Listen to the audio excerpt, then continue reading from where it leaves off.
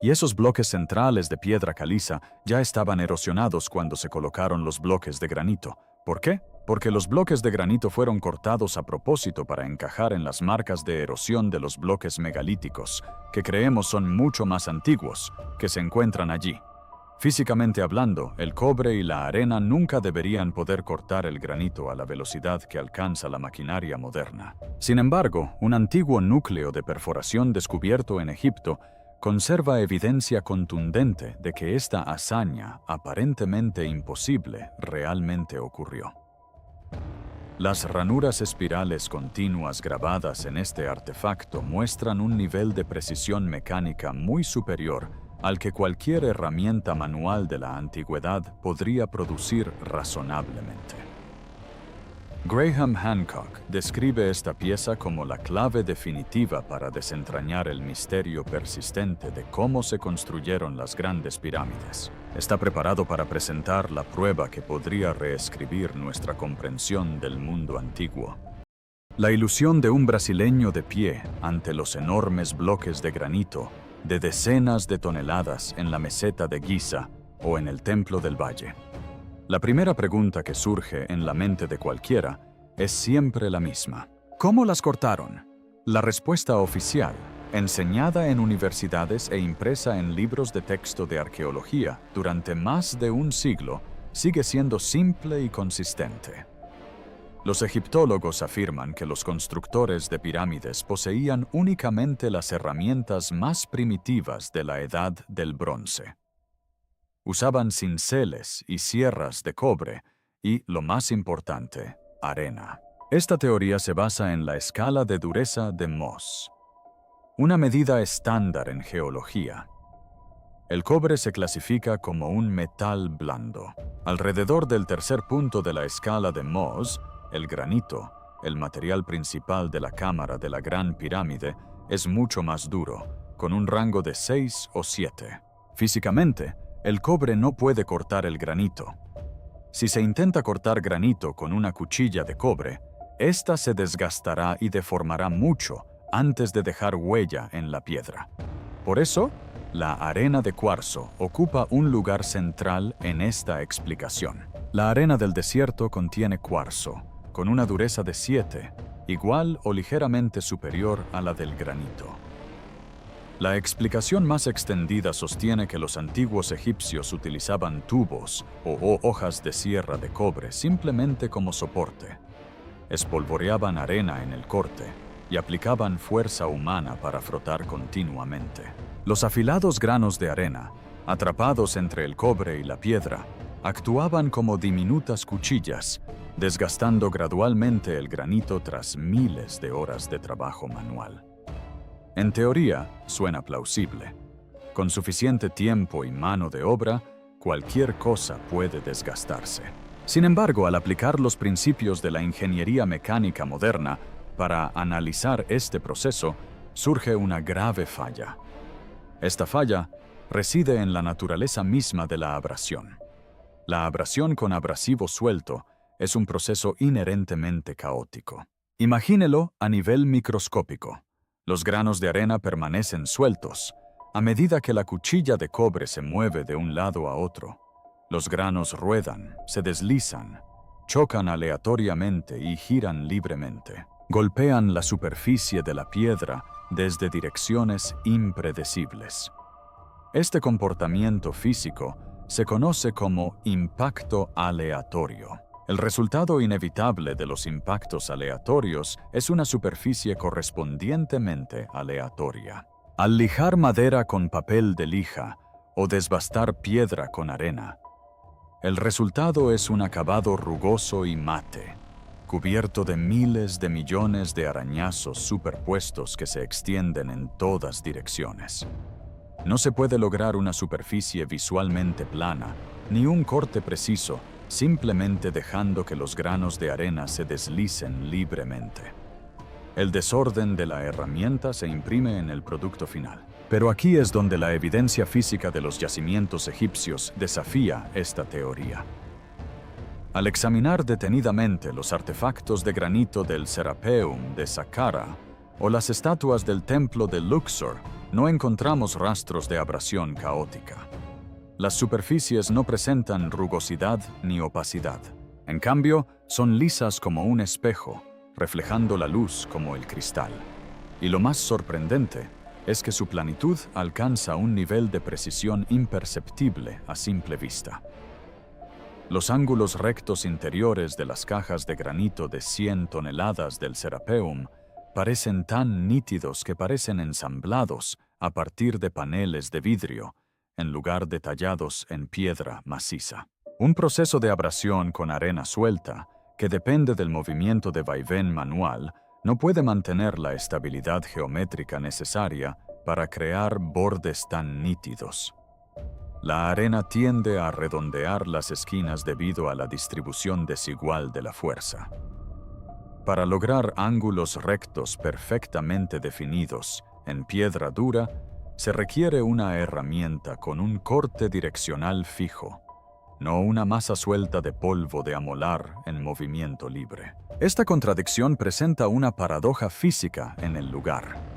La explicación del cobre y la arena describe un proceso caótico, pero la evidencia física revela un resultado de notable orden y alta precisión. Si la arena y el cobre producen superficies rugosas, ¿qué tecnología creó las superficies planas y vítreas que observamos hoy? La ciencia de los materiales nos dice que la naturaleza de un corte refleja directamente la naturaleza de la herramienta. Un corte irregular se debe a una hoja desafilada o suelta. Un corte suave y preciso se debe a un filo afilado y estable. Al observar los bloques de granito de Egipto, no vemos señales de fricción aleatoria. Vemos evidencia de un corte deliberado y controlado. Para encontrar la prueba más convincente de este corte, no podemos basarnos únicamente en las superficies exteriores pulidas. Debemos observar el interior, las porciones de piedra removidas que los antiguos artesanos asumieron que nadie examinaría jamás.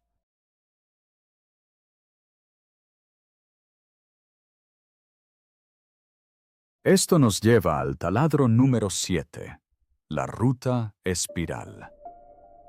A finales del siglo XIX, Sir William Flinders Petrie, aclamado como el padre de la arqueología moderna, realizó un estudio exhaustivo en Giza.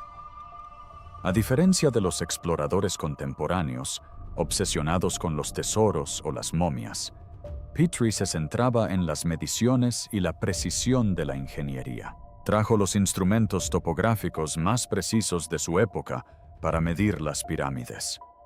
Y fue el primero en recolectar muestras técnicas desechadas del sitio, núcleos de perforación de piedra. En el tubo, al perforar un agujero hueco, una broca tubular corta la piedra y deja un cilindro central de piedra.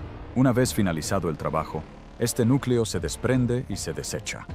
Para la mayoría era basura, para Petrie eran datos.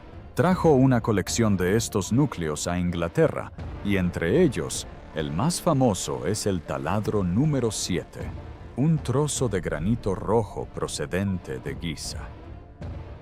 Cuando Petrie examinó el taladro número 7 con una lupa, descubrió una característica física que puso en entredicho sus suposiciones sobre la tecnología antigua. A lo largo del cuerpo de este núcleo cilíndrico no se encontraban arañazos longitudinales o transversales aleatorios, como predecía la teoría de la arena y el cobre. En cambio, encontró una ranura espiral continua. Esta ranura recorre el núcleo de forma continua de arriba a abajo, exactamente como la rosca de un tornillo moderno.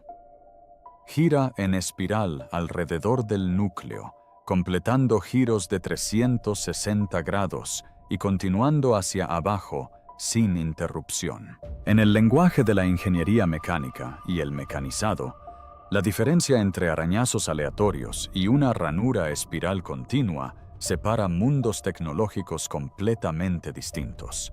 Si se utilizara abrasión con arena, los granos cambiarían de posición constantemente, incluso con la rotación constante del tubo de cobre. El movimiento caótico de miles de partículas de arena borraría cualquier rastro de rotaciones anteriores. El resultado serían tenues círculos concéntricos o arañazos verticales al subir y bajar la broca, pero nunca una ranura espiral profunda, uniforme y afilada como esta. La presencia de esta espiral demuestra un mecanismo físico completamente diferente: giro o corte controlado. Para producir una ranura espiral en material duro, la herramienta de corte debe cumplir dos condiciones esenciales. En primer lugar, requiere una punta de corte fija. El diente o filo que penetra la piedra debe permanecer fijo respecto a la broca, no caerse libremente como granos de arena. En segundo lugar, y más importante aún, esta herramienta debe ser lo suficientemente dura y contar con la fuerza suficiente para mantener su trayectoria al penetrar profundamente en el granito. Imagine la hoja de un arado cortando la tierra. El arado cava un surco profundo porque es más duro que la tierra y está impulsado por una fuerza poderosa. La ranura en la broca número 7 es la huella de un arado similar cortando granito. La herramienta no frotó suavemente la superficie. Atravesó con fuerza y decisión la resistente red cristalina de cuarzo del granito. Esta es la huella de la fuerza de corte de desplazamiento positivo. Muestra el avance de la broca a lo largo de una trayectoria con control geométrico absoluto, similar a un taladro CNC con punta de diamante actual.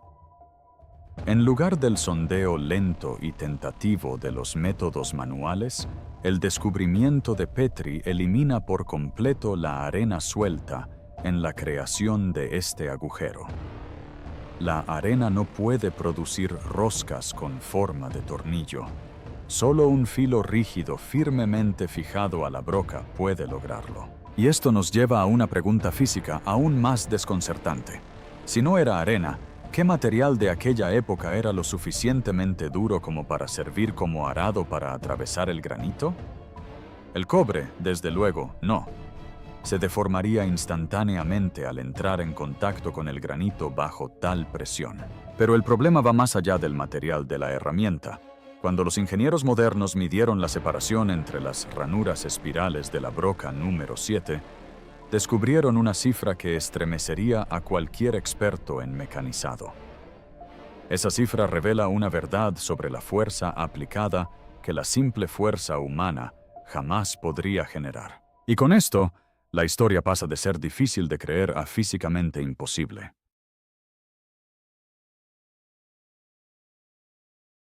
La paradoja de la presión. Una vez que establecemos que la ranura del taladro número 7 representa un corte en espiral continuo, la inconfundible huella de un filo fijo, en lugar de arena suelta, debemos confrontar los datos cuantitativos que contiene. En ingeniería mecánica, la forma de un corte revela el método. Sin embargo, la profundidad de ese corte expone la fuerza subyacente. Y es aquí donde las cifras se vuelven verdaderamente alarmantes. Sir William Flinders Petrie, junto con ingenieros mecánicos posteriores como Christopher Dunn, midieron cuidadosamente la separación entre las ranuras espirales de este núcleo de granito. En la terminología moderna del mecanizado, esta separación se conoce como velocidad de avance. Indica con precisión cuánto avanzaba la broca hacia abajo con cada revolución completa de 360 grados. Las mediciones de la broca número 7 revelan una velocidad de avance de 0,1 pulgadas, aproximadamente 2,54 milímetros por revolución. Para comprender lo extraordinaria que es esta cifra, considere una comparación directa con la tecnología actual de perforación de piedra. Las brocas de diamante industriales actuales giran a velocidades extremadamente altas, a menudo miles de revoluciones por minuto. Sin embargo, penetran el granito solo a pequeñas fracciones de pulgada por revolución. La estrategia moderna se basa en alta velocidad combinada con baja presión para desgastar gradualmente el material sin romper la broca. Los creadores de la broca número 7, ya fueran antiguos egipcios o cualquier otra persona, emplearon el enfoque exactamente opuesto. La velocidad de rotación pudo haber sido menor, pero la fuerza de corte fue colosal. Introducir una broca tubular de 2,5 milímetros de profundidad en granito duro en una sola revolución requiere mucho más que el propio peso de la herramienta o el empuje hacia abajo de un solo trabajador. La física del granito impone una enorme resistencia. Para superar esa resistencia y perforar 2,5 milímetros de profundidad en un instante, el taladro requirió una carga axial equivalente a aproximadamente 2 toneladas de presión descendente. Imagine colocar una camioneta grande sobre un tubo hueco de cobre e intentar girarla. ¿Qué sucedería? Según los principios de resistencia de los materiales, el cobre es blando y dúctil. Bajo 2 toneladas de fuerza, incluso un tubo de cobre de paredes gruesas sufriría una deformación plástica inmediata. Se abombaría, arrugaría o torcería como una lata de refresco vacía mucho antes de poder rayar la superficie de granito. El fallo estructural de la herramienta se produciría mucho antes de que se pudiera realizar cualquier corte significativo. Si volvemos a la hipótesis de la arena, el problema se agrava aún más. Bajo 2 toneladas de presión concentrada en la pequeña área de contacto del filo, los granos de cuarzo de la arena dejarían de funcionar como abrasivos. Se triturarían en polvo fino al contacto. La arena solo funciona como abrasivo cuando los granos permanecen intactos y libres para rodar. Comprimida bajo tal tonelaje, se convierte en un amortiguador inútil que impide el contacto directo entre cualquier filo y la piedra. Por lo tanto, la cifra de 0,1 pulgadas es una confesión silenciosa del propio material. Elimina por completo la posibilidad de usar la fuerza humana con herramientas de cobre. El músculo humano no puede generar ni sostener 2 toneladas de presión constante y uniforme al girar una broca, y el cobre no puede soportar esa presión sin sufrir daños catastróficos. Estamos presenciando los rastros del mecanizado industrial de alta resistencia. Las fuerzas de corte aplicadas a esta piedra son similares a las producidas por maquinaria potente, no por fuerza física. Sin embargo, si esta inmensa presión por sí sola no desmiente las suposiciones históricas convencionales, el estado material en el punto de corte asesta el golpe final y decisivo, el estado material imposible. Al colocar la broca número 7 bajo un microscopio electrónico para examinar la estructura microscópica de la ranura cortada, entramos en un terreno donde las hipótesis tradicionales se derrumban por completo. Este es el punto clave de toda la investigación, el momento en que aferrarse a las imágenes de diligentes artesanos, cincelando la piedra, se vuelve imposible. El granito dista mucho de ser uniforme. Se forma como magma cristalizado, una mezcla de minerales distintos, principalmente feldespato, mica y cuarzo. Cada mineral posee una dureza diferente. El feldespato y la mica son relativamente más blandos, mientras que el cuarzo tiene una dureza extremadamente alta, con un valor de 7 en la escala de Mohs. En cualquier proceso de abrasión física común, como el de la arena y el cobre, esta variación de dureza deja rastros inconfundibles. El feldespato más blando se erosiona más rápido, creando zonas hundidas. El cuarzo, más duro, resiste más tiempo, sobresaliendo o, en muchos casos, desprendiéndose por completo de la matriz por las fuerzas de fricción, dejando picaduras dentadas. La superficie resultante parece rugosa e irregular a nivel microscópico. Sin embargo, en la ranura espiral de la broca número 7, esta regla natural se viola. La ranura corta estos diferentes componentes minerales con una suavidad y uniformidad asombrosas. sin importar las diferencias de dureza. Corta, feldespato y cuarzo exactamente a la misma profundidad con la misma precisión. No se observan protuberancias, hendiduras ni cristales arrancados. Aún más sorprendente es que un examen minucioso de los cristales de cuarzo, que se encuentran directamente a lo largo de la trayectoria de corte, revela que no se han fracturado a lo largo de sus planos de clivaje naturales. En cambio, aparecen cortados o deformados plásticamente. En la física del estado sólido, el cuarzo se comporta como un material frágil. Suele romperse al impactar. Para que el cuarzo se corte o deforme limpiamente sin romperse, se requiere una combinación extraordinaria de calor y presión extremos en el punto de contacto. Estas condiciones fuerzan al granito a una deformación plástica localizada.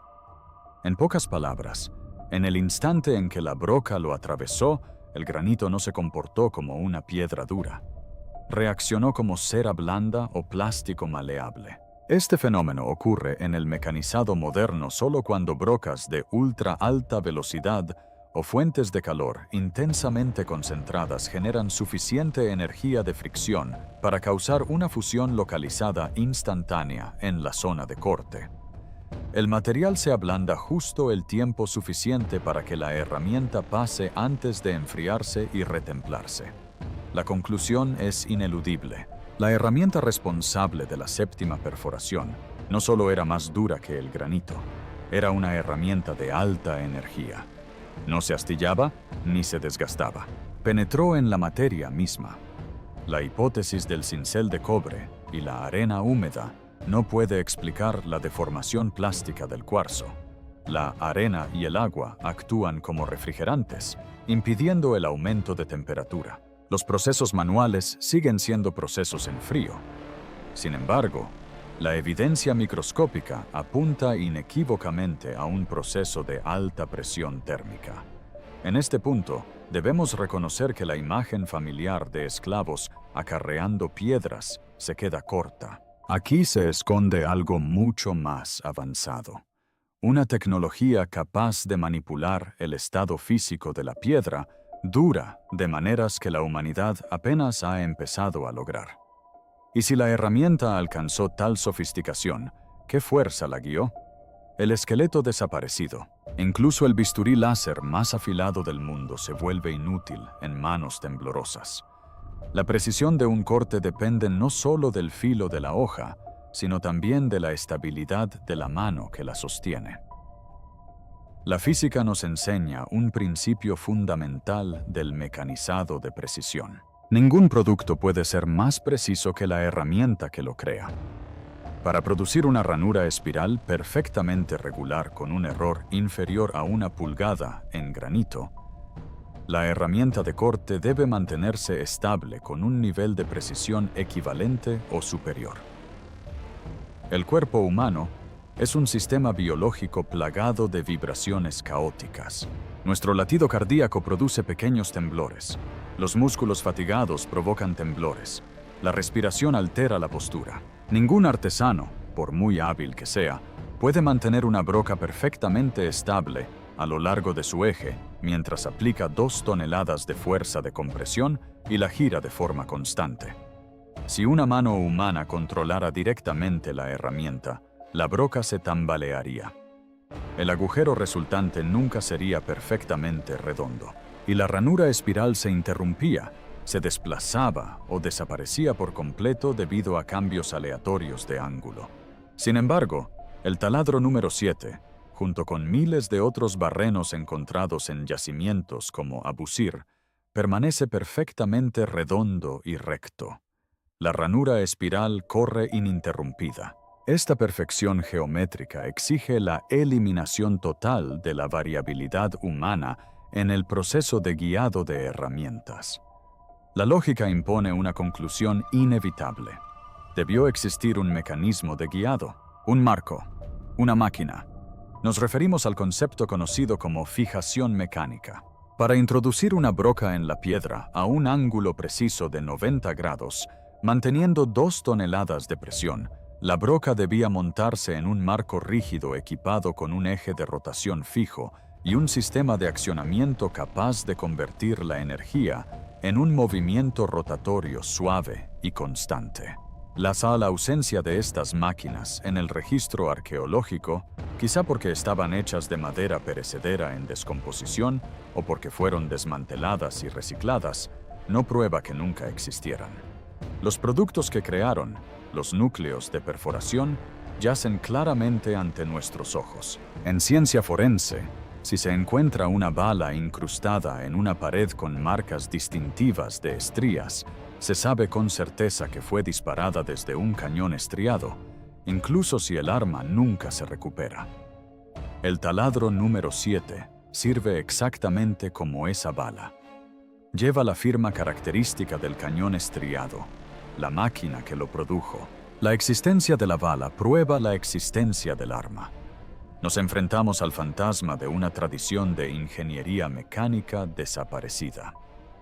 Los antiguos egipcios no eran solo grandes arquitectos, sino también maquinistas, y si persiste alguna duda sobre su sofisticación mecánica, si se sospecha que los agujeros perforados fueron el resultado de un accidente fortuito, la siguiente prueba disipará cualquier duda restante.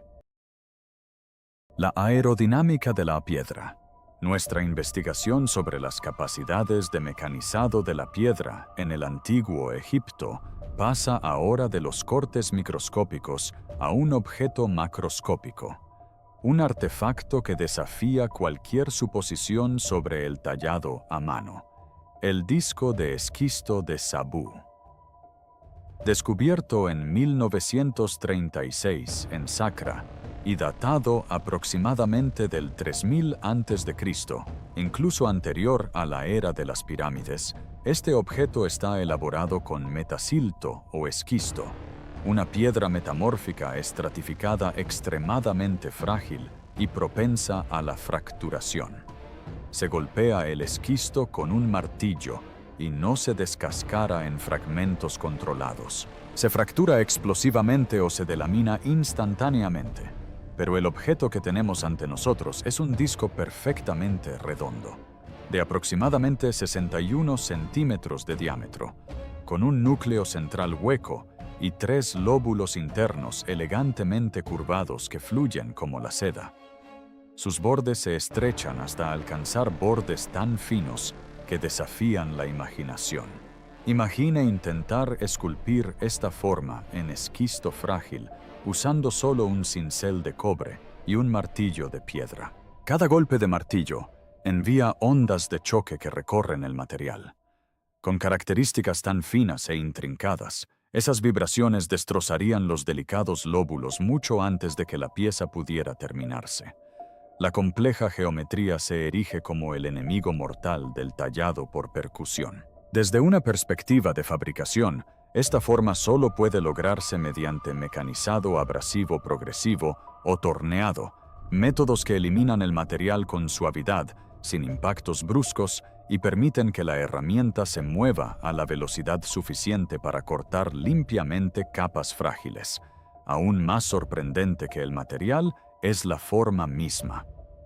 Los arqueólogos la denominan cuenco o lámpara. Sin embargo, es un recipiente terrible. Como el líquido se derramaría por las amplias aberturas entre los lóbulos, resulta una lámpara igualmente deficiente, ya que su diseño obstruye la luz. Para un ingeniero moderno, el disco Sabú se asemeja a un componente mecánico, un volante o un impulsor centrífugo utilizado en bombas. Sus 3 lóbulos curvos muestran claras propiedades aerodinámicas, evidentemente diseñadas para interactuar con fluidos o gases durante la rotación a alta velocidad. Representan movimiento, fuerza centrífuga y función mecánica. El disco Sabú es la segunda prueba física, complementando a la perfección la 7ª perforación. Si el núcleo demuestra la capacidad de cortar materiales duros con una fuerza inmensa, el disco demuestra la capacidad de moldear materiales frágiles con una complejidad exquisita. Ambos exigen un control sobre la materia mucho más allá de las manos y los ojos humanos. Son productos de la ingeniería, no mero arte decorativo. El veredicto de la física, al dar un paso atrás y examinar el panorama completo, desde las microscópicas ranuras espirales del taladro número 7 hasta la forma aerodinámica del disco Sabu, emerge una cruda verdad. Estos artefactos ya no son curiosidades inertes de museo tras un cristal. Son grabadoras de datos supervivientes, cajas negras de un accidente histórico. Los datos que preservan, codificados en el lenguaje de la fricción, la presión y la estructura cristalina, cuentan una historia radicalmente distinta a la que nos enseñaron. Las leyes de la física sirven como testigos imparciales e incorruptibles. Afirman que crear estos cortes requirió una tecnología capaz de generar toneladas de presión, ofrecer un control direccional absoluto y alcanzar velocidades de corte lo suficientemente rápidas como para transformar la piedra dura en algo momentáneamente blando como la cera. No necesitamos recurrir a extraterrestres ni a la magia para explicar esto. Tales explicaciones ofrecen salidas fáciles. La realidad podría resultar mucho más asombrosa. Nuestros antepasados, seres humanos de carne y hueso, alcanzaron en su día cimas en materiales, ciencia e ingeniería mecánica que hemos olvidado. Poseían un conjunto de conocimientos que les permitió dominar el mundo físico de maneras que solo hemos redescubierto en los últimos siglos. La pregunta más importante ya no es cómo lo lograron. La física ya nos ha mostrado lo que ocurrió. Un proceso de mecanizado de alta energía. La pregunta inquietante ahora es ¿por qué desapareció? ¿Por qué una civilización capaz de convertir el granito en madera volvería a usar rudimentarias herramientas para machacar piedras siglos después? ¿Por qué esas grandes máquinas desaparecieron sin dejar rastro, dejando a la humanidad a la deriva entre piedras colosales que ya no podían moldear? El taladro número 7 reposa en silencio en el Museo Petrie, un silencioso recordatorio de la fragilidad del conocimiento. Demuestra que el progreso no es una línea ascendente ininterrumpida. Alguna vez alcanzamos alturas extraordinarias y caímos dolorosamente, tan lejos que olvidamos lo que una vez supimos.